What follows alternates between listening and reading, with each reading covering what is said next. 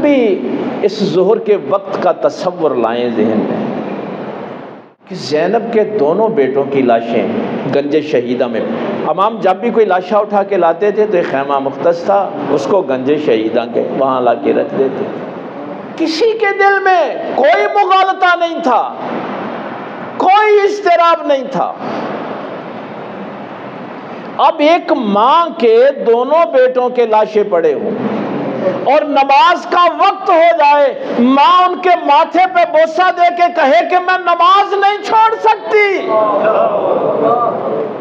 کتنی مائیں ہیں آج ہماری، صراط الذین انعمت علیہم، جنہوں نے تمہیں اس سیدھے راستے پہ چلانا ہے انہوں نے خود چل کے دکھایا ہے۔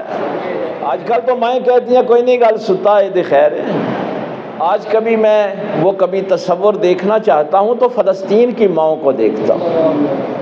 یا ایران کی ماؤں کو دیکھتا ہوں جنہوں نے بچے واقعی اللہ کے بارگاہ میں قربان کرنے کے لیے تیار کیے، اور پھر آپ نے دیکھ لیا کہ پوری دنیا کی طاقت ایک طرف تھی اور ایران کیسے استقامت کے ساتھ اللہ پر بھروسہ